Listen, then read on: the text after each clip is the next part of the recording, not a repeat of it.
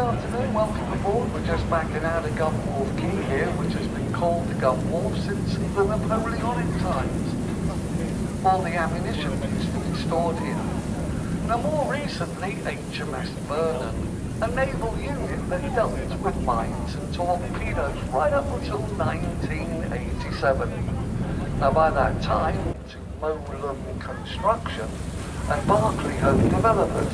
Between them, they built all the waterside apartments, the 92 shop factory outlet, they built Spinnaker Tower.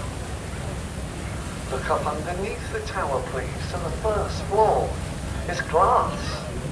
Now, for those people who just joined me a second ago back at Gun Wharf, please don't go anywhere. Drop off the passengers that have.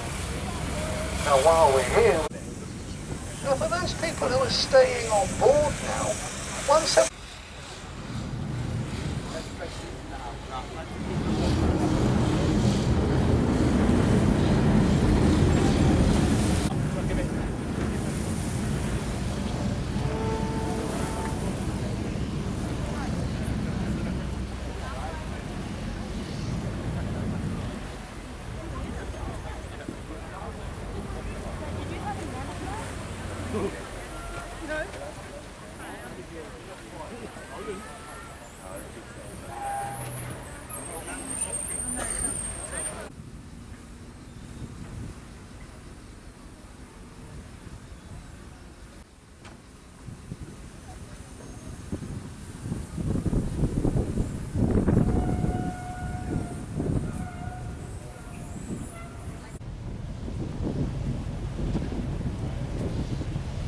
A very good afternoon, ladies and gentlemen, boys and girls. For those of you that just joined us here at the dockyard, welcome aboard the Alley Cat.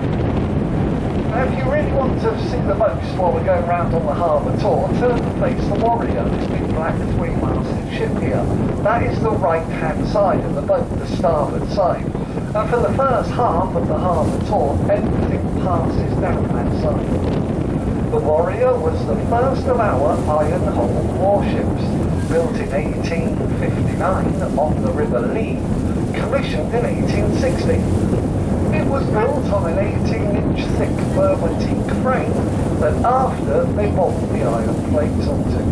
The ship was steam-powered as well as sailed.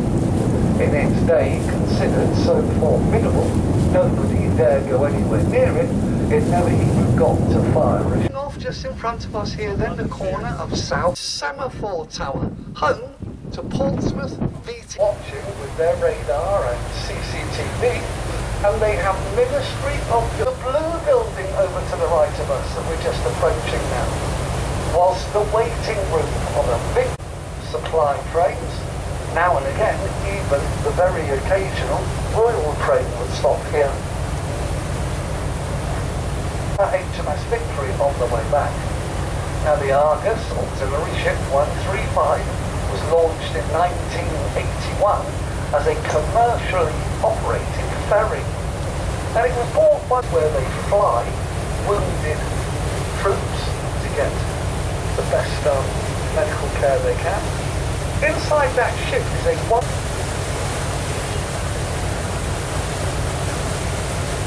It's a #1 dry dock. It's said to be the oldest dry dock anywhere in the world today. Up to the aircraft carrier, HMS Queen Elizabeth, first of the two Queen Elizabeth class or QEC carriers at 65,000 tons long, 39 metres wide at the waterline, 73 metres wide up on the top deck. Type of helicopter the military has.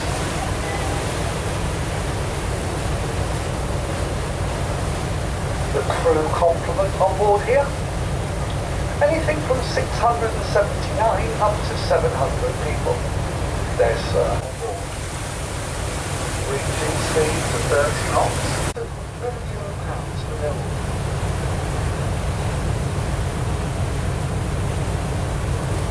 Now, back in those times, we had thousands of Napoleonic prisoners. All of the water began to cry through from here forward. They dug it out. While they were digging all the way through here, look over to the right of the 5 dry docks. long flat into a 30-acre lagoon. We had them dig that out too. When they finish over there, they line the floor with bricks, they let the water flow back in. You can keep it high tide back there, no matter what's going on outside here. Now, I'm just looking across from the warship. The Iron Duke, they're pumping her full of fuel. She only came in yesterday. I'm just looking to see if I can see smoke or heat coming out of her funnels. Yes, there is. I think that she's going to be going. Yes, a submarine hunter, because that's not all they do. These ships have been involved in airports around the world, same level of success looking for the right runner. 5 diving missiles foiled, 152.4 meters long, weighing 7. Coming to the end of a 3-year-long refit. They've been going through the ship, takes, say, 3 years, and they've been going through it inch by inch, inside out, top to bottom. New engine.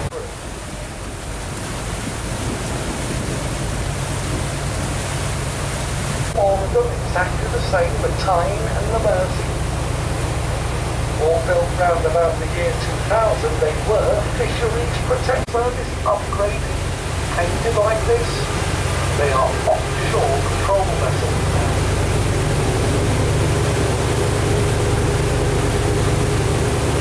Looking over to the right, we're just coming up to the wave light auxiliary ship 389. It was a wave class, fast-lane tanker, a replenishment at sea ship. You would rendezvous with that ship out at sea. The round stone tower there was built by prisoners digging out this end of the harbour. We made them build it so our guards could get on top and try to keep some sort of watch over them. They really were scattered like at the Stennevinger. These two look after Jersey. The other two look after Guernsey. Now this is the Guillaume de Normandy, the lunchtime Brittany ferry. Now I heard them when they were making their approaches, they call up the harbour masters, they tell them how many people on board, and they brought 661 people from France today.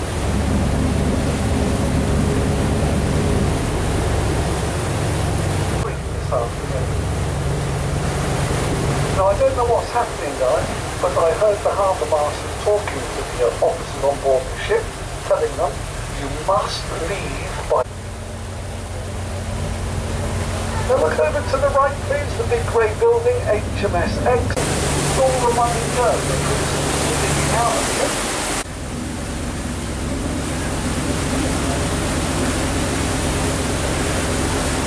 But look at the sand. And those guys go over there and they dig. It was a Roman fort originally. They built the walls first. Look at all of this end of the harbour drying away, guys. Now soon more. This is how deep all of Portsmouth was in the old days. You couldn't sail the big ships in here. Now have you spotted the other two triggers of service? They've been taken out of service, decommissioned. They have stripped everything off of those ships. Now have you spotted the other two triggers? The side where the crane is, look in the water, 2 black barges with...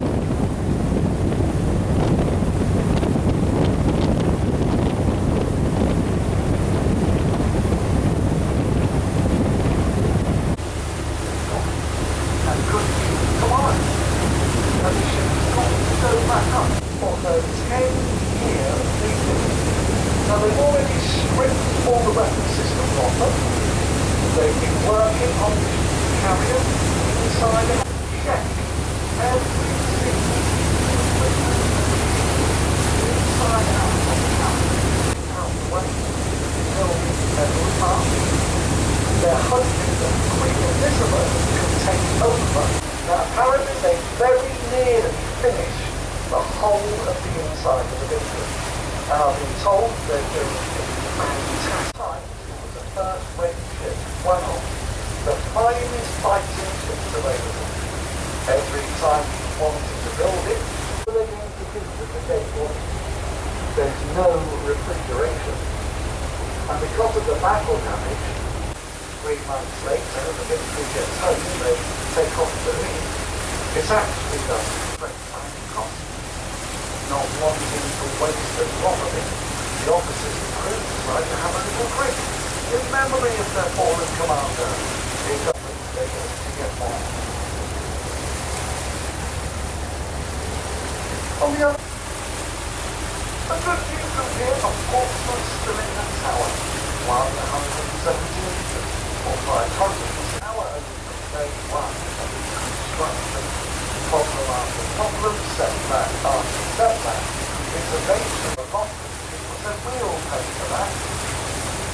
5 years behind schedule is not considered performing.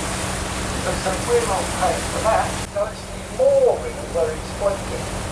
Right up until 1922, HMS Victory, and even back then they were so worried that the rotting and decaying timbers in the hull were going to collapse and sink her. This is a lovely view out into the east. Over there, Sir Walter Raleigh lands the first tobacco, potatoes and spice plants. When he comes back, it was such a brutal way of life back then. You were really lucky if you could survive 5 years of it. You enjoyed our harbour tour. And if you did, and if you wish they do have a little thank you tin, please be very careful.